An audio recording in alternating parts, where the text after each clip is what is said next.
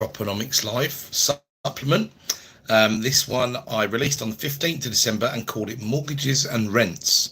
Now, if you've listened before, you'll know that I like to start with a quote.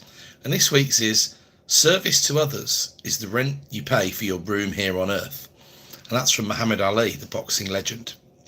So before I get started in earnest, I just want to urge you to get your tickets bought for the next property business workshop. It's the best Christmas present you'll get for yourself, I promise you. Thursday the 16th of January. Rod and I this time around are going to be covering productivity, planning for the year, but also financial accounting and bookkeeping. Why?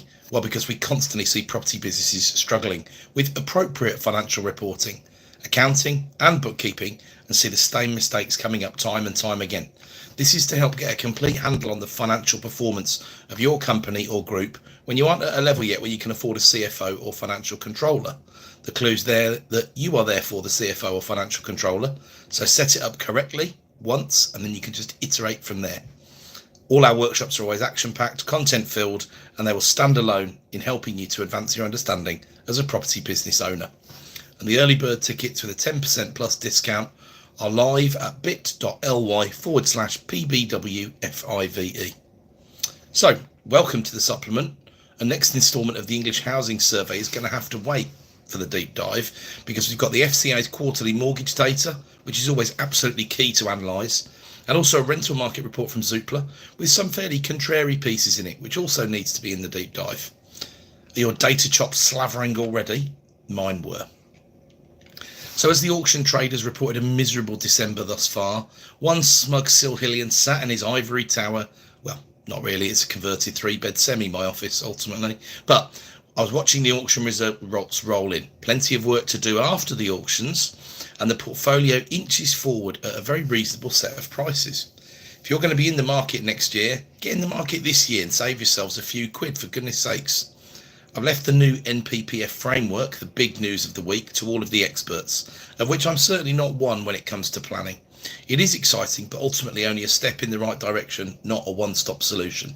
So I've also refrained from getting too excited about it. I'm sure there'll be some fantastic stuff written at Planning Geek by Ian Walmsley, apart from anything else, but I'd also recommend you take a look at what Richard Little has been sharing on LinkedIn. Very knowledgeable gentleman. So, on to our weekly staples anyway. Chris Watkin, the stats guru of property, asked himself that question one more time. What is currently happening in the UK property market? Listings calmed down further, 21,200 last week, which again is to be expected as we get into this time of year as in December. Still, it's the second highest print for this week of the year in the past 8 years, only surpassed by 2018. We moved to 1.67 million listings for the year, and will clearly top 1.7 with 3 reporting weeks still to go, even if one of those is really quite slow. Price reductions, measured by percentage, actually calmed down a little after the budget.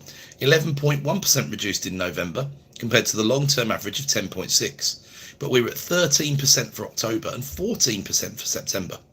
So some leave the market instead of reducing at this time of year, giving up the ghost for Christmas. Also, some aren't aware that there's a 14-week rule on Rightmove, so you need to stay off there if you're going to go back on at the same price anyway, to go on as a new listing and to be counted in the stats as a new listing. And of course, some houses do that. So this is the problem when you aggregate all the data, you see these things can pollute it, but there we go, we've got to work with what we're given. So sold subject to contracts, 20,700, so nearly as many as were listed, far higher than 2023. That's 24% higher for the same week last year. And we're even further ahead of the pre-COVID averages than we have been. 8.9% above the 17 to 19 year to date now, nearly 9% ahead. And the fall-throughs, they stayed well under control. So I think that the budget can be put to bed on that front now. The fall-through rate was 40% for 2 months after the Truss quartering mess of 2022. And the 7-year average is 24.2. Last week printed 26.3. The market's accepted the changes and is keeping calm and carrying on. At this time, hovering around that long-term average mark. Net sales still look healthy, 15,200 this week. A solid print on the year, 52% above the same week in 2022.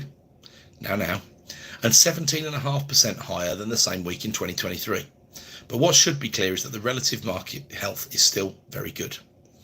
The stamp bumps are being more widely talked about every week in the wider media, and we will watch out for the effects of the reintroduction of the 2% band from 125 to 250 and the 5% band from 300 to 425 for the first-time buyers.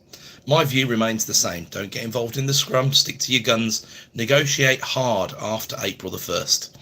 Counterintuitive? Of course it is. But if you do the same as everybody else, just expect the same results. At least double the discount you're asking for on the basis of the extra transaction cost. So if it's costing 1% more, take 2% off. Trust me, I've done this before. Then a tip about sales. If you're listing anything and you're going on Boxing Day, well, make sure the office is open and taking inquiries that day. Otherwise, just list in the first week of January, once the kids are back at school. There was a very good point made on the stats show with Chris Watkin this week by his guest Steph Walker, who made the point that the quality of everybody who's looking at everything on Boxing Day might not be exactly what you want. It might be much more likely to be tyre kickers, dreamers, those with a hangover, etc., etc. It's difficult to know how true that is, of course, but there's arguments for and against. So, on the investment side, as I've said already in the intro, I'm still seeing and hearing more tumbleweed for the vendors right up until Christmas time. Traders are doing well with purchases and poorly with sales. Stay keen, keep your eyes open. There's bargains out there and a ton of lotted stock that isn't even being viewed, let alone offered on, that gets pulled. If it didn't get offered at auction, it doesn't mean you can't offer. This window of opportunity won't last long, but press your advantages if you are buying. Auction primarily is where I'm seeing that, but that's because it's a big focus of our operation. The open market won't be much different, I wouldn't think. Most traded stock starts its life on the open market, remember. Plenty are pulling stock because the market is so limp and expectations are not being managed. They're overvalued. They then won't take the interminable multiple chips to get down to a saleable price. Okay, that's the real time done. It's time for the macro. We lead with growth, or more likely lack thereof. The gear stick slipped into reverse for October, didn't it? Then we've got consumer confidence. One key of the way out of the situation we're getting ourselves into is spending, and that doesn't pick up without confidence. We also had the RICS house price balance this week, the residential market survey, the piece that often sees the surveyors trying to convince everyone they've got their collective fingers on the pulse. But often either the news breaks months and months late or misses the mark sometimes. But still, these are the folks valuing our stock, so we do need to see and hear what they think. And then once more, of course, we venture into the gilts and swaps for the latest. So growth, you remember it. At Spin Doctor School, they teach you to make every slogan a 3-worder just to insult the intelligence of the average member of the population. But I hear them say it works. It's suboptimal though, isn't it? When you pick the same word 3 times, emphasise it, make it the one thing, and then not only knock the train off its tracks, but send it into reverse. Since the election, we've hit the buffers and bounced back. The economic performance is woeful, and 100% of the blame lays at the feet of the Labour Party. Growth. There's more growth on my 11-year-old's upper lip. GDP was down 0.1% in October 2024, following a 0.1% drop in September 2024. In the first 6 months of the year, the economy had moved forward by around 1.25% or so. This is an utter tragedy playing out in real time. We're now only 1.2% ahead of February 2022 as it goes. We're 1.3% ahead of October 2023, which does tell you how good things were between Feb 22 and October 23, of course, which has nothing to do with the Labour Party. Services did nothing in October and are only 0.1% ahead of 3 months ago, which is always a killer blow. Production is what did the damage though, down 0.6% in October 24, having already shed 0.5% in September. So in terms of construction, repair and maintenance was down 1.3% in October 24, as it seems that sweating of assets becomes more and more popular or necessary. I'm sure that's bound to go up in November with the storms that we had, but there we go. When people are selling, they don't tend to spend a lot on repairs and maintenance. Construction dropped overall in October by 0.4, but was still 0.4% ahead on the rolling 3 month. So this has all underperformed the PMIs, but only by about 0.1%, which is basically a rounding error. So that's 2 months of spin on the minus 0.1, and if November prints the same, the R word will really start flying around. And it's at least 50% a confidence thing, if not a self-fulfilling prophecy. What a pig's ear. Still, how confident are the consumers? Overall, still negative, and considerably so, but things did pick up by an infinitesimal amount. The print was minus 17 compared to minus 18 last month, which is also 2024's average. Personal finances over the coming 12 months are being viewed positively, though. There's still a ton of uncertainty over the coming 12 months economically, though. I'd imagine because, as yet, no one other than the true believers are really sure if Labour are safe custodians of this economy at this time. The next 12 months prints a minus 26 compared to a minus 25 12 months ago. So that's the consumers looking forward and saying how good or not they think the economic performance is going to be. However, intentions to save are down. Well, that's a good sign for consumption, really. And major purchase intentions are up compared to 12 months ago. Overall, this looks a lot better than business confidence does, because that's cratered, but it's still stalling as the people do not as yet trust this Labour government to deliver, I'd suggest. Now, overall, the consumers are a pretty sensible bunch, and they look like they're feeling the next year will be okay, but nowhere near spectacular. I'm still feeling about 1% growth is a much better shout than the 2% the OBR have predicted and modelled. One more interesting tidbit from the survey is that Black Friday sales were up 1.8% in value. So they were down when you think about inflation, but they were 7.7% up in volume.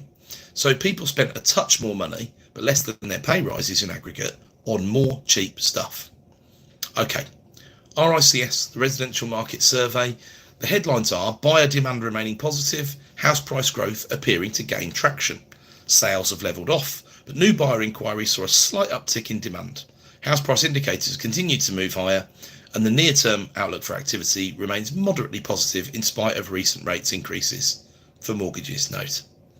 The big number that we watch from this survey as a sector is those reporting an increase in house prices at the aggregate level for November.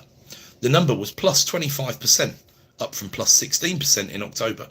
This is 4 moves forward in a row for the balance number, which was at minus 16% as recently as July, although at the time that number was utterly ridiculous. The breakdown is now seeing nearly all parts of the UK in the credit column when this figure is broken down into regions. Northern Ireland, the North, but also London are leading the way. So plus 47% see house prices moving up over the coming year. The lettings demand number printed minus 1%, which did make some headlines, even though this number is non-seasonally adjusted. It is the tiniest of margins and pretty meaningless. All it really means is tenant demand didn't climb even further in November. Landlord instructions remain at minus 13%, and expectations for rent still printed plus 29%, even though that's the lowest reading since January 2021, unbelievably. Maybe there are some chinks of hope for the tenant, we would suggest, moving just to a red-hot rental market from a white-hot one. I couldn't resist a group of graphs from the survey as the week's image, so you can check that out at my LinkedIn, Adam Lawrence, or you can also check it out on the Partners in Property blog on our website, www.partners-property.com. Graphs always tell a great story, and they speak volumes about the state of the market, and they break some stuff down into the regions, which I'll leave you to have a look at. Very interesting. That leads us to the gilts. A less eventful week generally, with a sting in the tail, as the traders seem to sniff out no chance of a rate cut at the next week's Bank of England meeting. It's a typical bond market, because you'd think the miss of the GDP forecast by a fair way, because the economic consensus was 0.1 growth for October, not 0.1% shrinkage. You'd think that would mean the bond yield would fall as speculation for larger rate cuts in face of a recession increase, but never second guess the bond market. Instead, there was a real fall in bond prices towards the end of Friday, and remember, as prices fall, yields rise. That's how bonds work. And so we closed the week at 4.244%, smack bang at the top of my suggested trading range at this time, which is between 3.75 and 4.25 for the 5-year gilt on the yield. We opened the week at 4.122, so it has to go down as a disappointing one. Thursday's close for the 5-year gilt was 4.187 compared to a swap close of 3.823. That's a monster discount of 36.4 basis points on the swap. And that keeps the correct 5-year mortgage rate for a limited company vanilla buy-to-let around 5.8 and investment grade yields at about 8.29. I'm still working on 6% cost of debt, 8.5% gross yield in the buy-to-lets I'm buying in order to have some margin of safety. But whatever happens, next week is the last serious trading week of the year, and anything that happens between Christmas and New Year shouldn't be taken to heart. Just don't put yourself in a position to let a crypto crash ruin your Christmas. These are the worst times of the year to subject yourself to massive volatility, unless you're as resilient as a rhinoceros. Okay, deep dive territory. 2 places to go here. Firstly, the FCA quarterly mortgage data. This gets published nearly a quarter in arrears, so this is covering quarter 3 of 2024. But there's some really interesting context in this one. Firstly, mortgages outstanding are at their highest level in nominal terms since quarter 1 of 2023. That's how limp the mortgage market has been since then. CPI inflation during that time has been 7.6% in total, so that's some erosion of the real value of that money as well. Gross advances were the highest since quarter 4 2022, where mortgages were advanced in spite of the damage the Trust Quartering budget had done to rates, up 8.9% quarter on quarter, up 6.7% year on year. Then new commitments, so this is the agreed lending in the coming months. It moved down 1.3 on the quarter, but is 34.2% higher than a year earlier, a massive improvement. Mortgages exceeding 90% loan to value increased by 60 basis points to 6.6%. That's their highest share since quarter 2 2008. So there's plenty of high first time buyer leverage out there at the moment. But the pie of what the money was for broke back to 64.4% owner occupier purchase, 22.8% remortgage, 7.9% for buy to let. Now that's down 110 basis points on the last quarter, but is 50 basis points up from the same quarter in 2023. But BTL finance remains very limp indeed, and this share under 8% is historically very low. The 10-year average is close to 13%, it's actually 12.8. The average over the past 6 quarters is 7.97, so the current figure is just under that 6-quarter rolling average, and it's been a very weak year and a half in the mortgage market. The percentages of mortgages up to and including 75% loan to value was the lowest it's been in the past few years, at 55.5%. 37.9 were in the category over 75 up to and including 90. Arrears then, the big trend to watch over the past couple of years, ticked down ever so slightly, snapping off the rise. Last quarter I suggested this trend had run out of steam, and this print confirms that's likely to be correct. Arrears balances are 1.31% of all loan balances. Now for context, this was 3.64% in quarter 1 2009, so that's where we are, or aren't. We're nearly at just a third of where we were quarter 1 09. So it's not nothing, but it's only just off the launch pad realistically. And then new possession cases were up 4.6% on the previous quarter and 45.5% up on a year earlier. So there has been more action taken on new repossession business. There are 6,976 repos out there. There were at the end of quarter 3 24 anyway. That's up 42.4% on a year earlier. So if you've noticed a few more in your area, you aren't wrong. It's still a very low number, again compared to quarter 1 2009 for context. The number then was 29,146, 4.18 times higher. Possession and arrears management takes time. The data is confirming what I thought I'd been seeing. I thought the buy-to-let number might be a bit better actually in terms of being nearer to 10%, but instead it's stayed back close to the 8% mark. I just can't imagine how buy-to-let supply can be considered to be increasing this year, even though some commentators are still maintaining the sector isn't shrinking. Anyway, the second half of the deep dive is the Zoopla rental market report. Their stat around rental market rises, £3,240 in the average rental in 3 years. That's the average new rental, to be clear.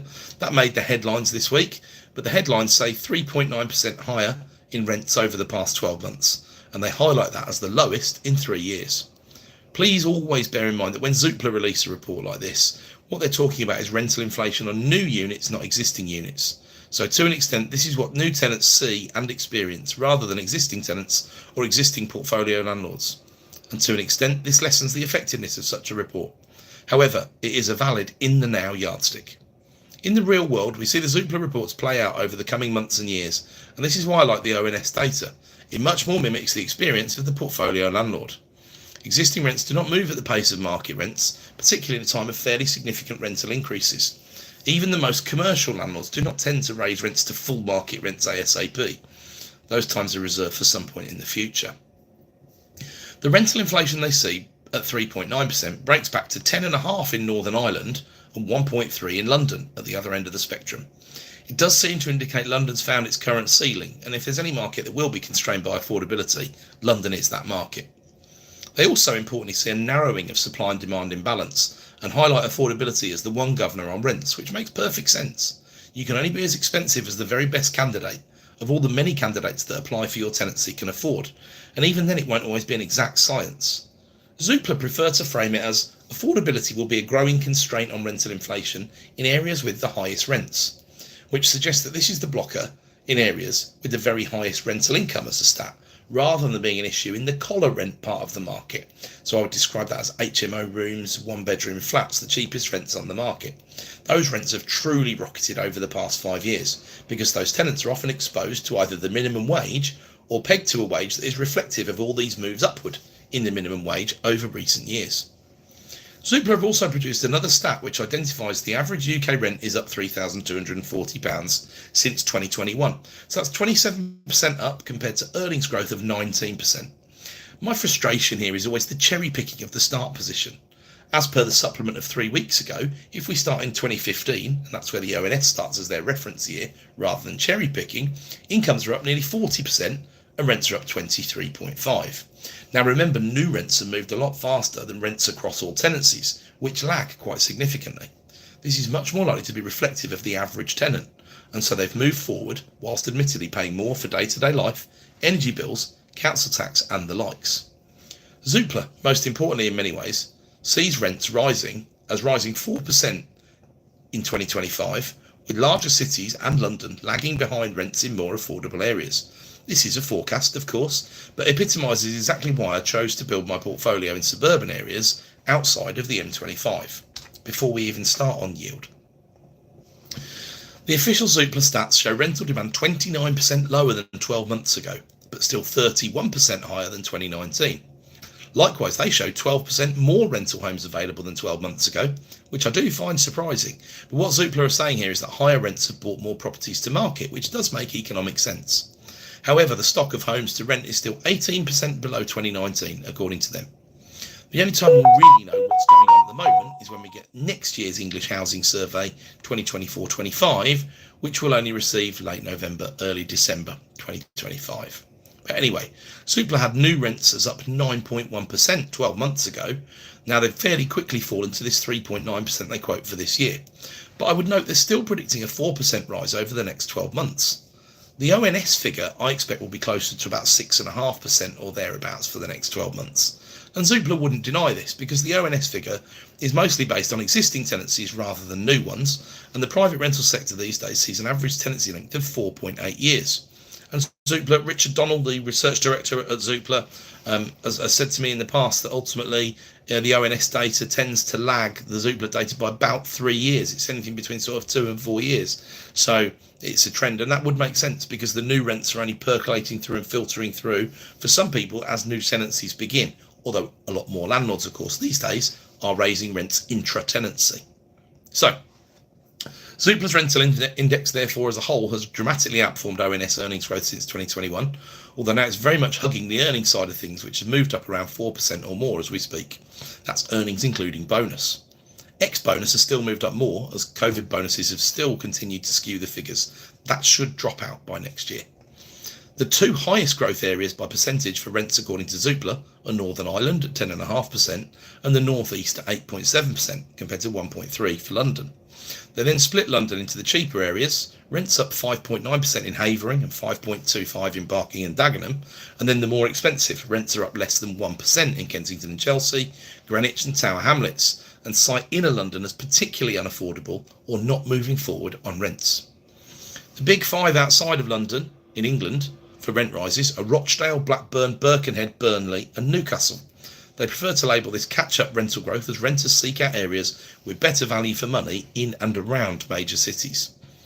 The last 12 months, sees 0.0% rental growth in Nottingham. However, I can personally confirm there's been significant rental growth on new rents in satellite villages and towns that can reach Nottingham relatively quickly. We've got a considerable amount of stock near there. Interestingly, Zoopla cites the East Midlands as the only part of the UK with more homes to rent than in pre-pandemic times. The expectation is not for a major increase in rental supply.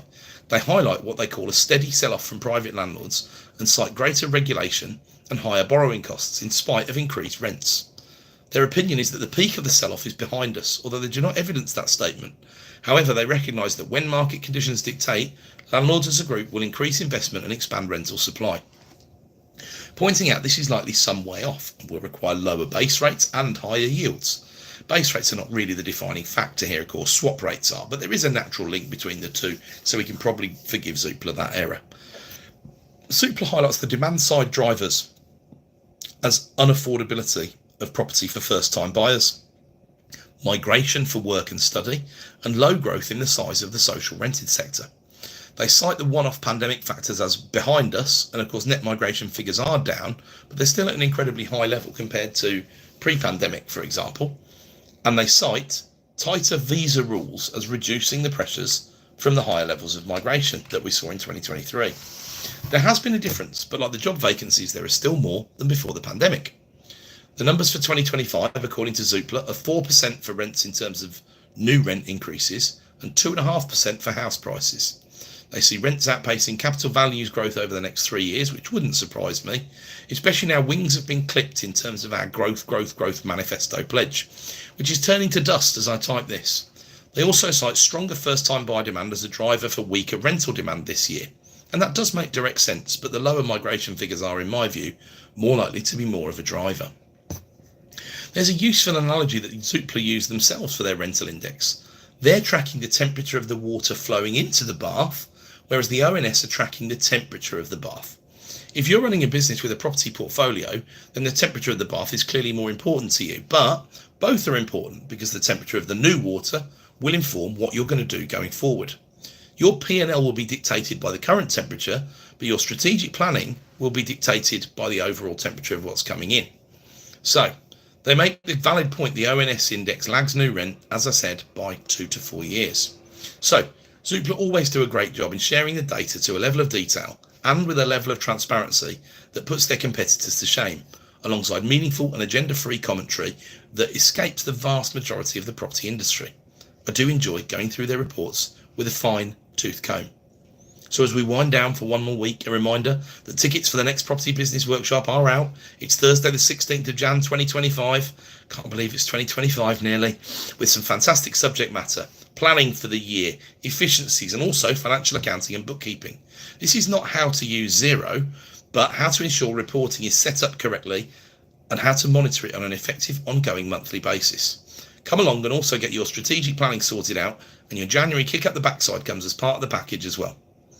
Early bird tickets are available with a 10% face value discount on them. Once they're gone, they're gone. These events do sell out. Rod and I hope that we will see you there. You can buy one at http://bit.ly/PBWFIVE. And there's also a link in the show notes. Now look, we know there's only one way to deal with all of this ongoing noise and excitement. Keep calm, always read or listen to the supplement, and carry on. Thank you.